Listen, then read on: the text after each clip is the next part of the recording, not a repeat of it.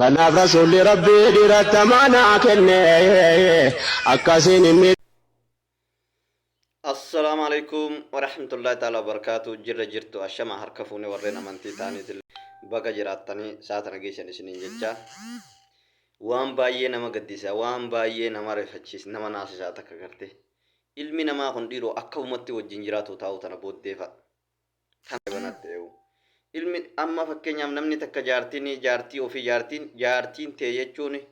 qaama keeti higa inni arraan tana viidiyoo qullaa viidiyoo teetiin ol baasa haadha manaa isaatiin jiru kuni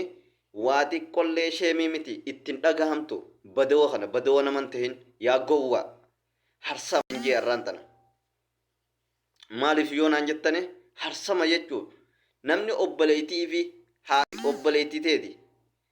isii fi obboleettiin ta'e garaagarummaa hin qabdu yaa badawa yaa gowwaa dhaggeeffadhu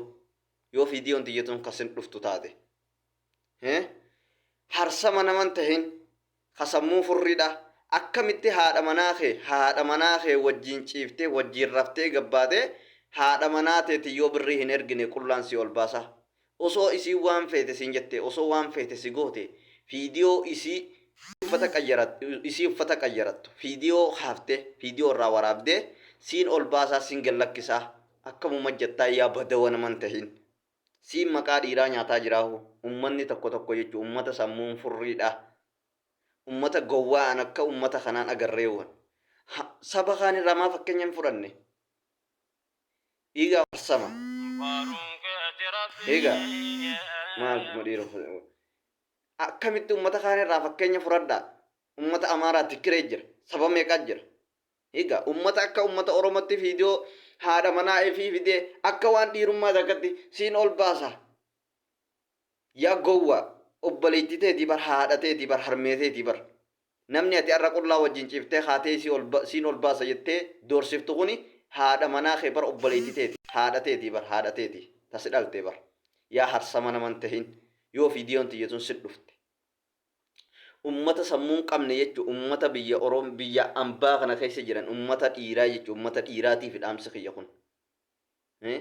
osoo isiin waan feete siin jettee bar daa'imatee sii guddisaa jirti yaa dooniyaa naman ta'in ka sammuu furriidhaa sammuu qabdaa miti ummata gartee sammuun qabne ummata gartee namumaa deemaaf deemee biyya namaa dhufe hundattuu nu rakkaa jira yaa biyya namaa keessatti haadha manaa kee akkamii wajjin ciiftee haatee siin ol baasaa yeroo ol baafte san maal harkatta moo birrii irraa harkatta ilmootee guddisaa jirti bar yaa badawa naman tahin ummata akkanaa kana faattu ummata maqaa waliif fuune bar eega saboo zabanuma akkam jira zabanul aakhir zamana gartee jaartii siin ol baasa jee jaartii doorsisu osoo waan feete si gootee huu isiin tun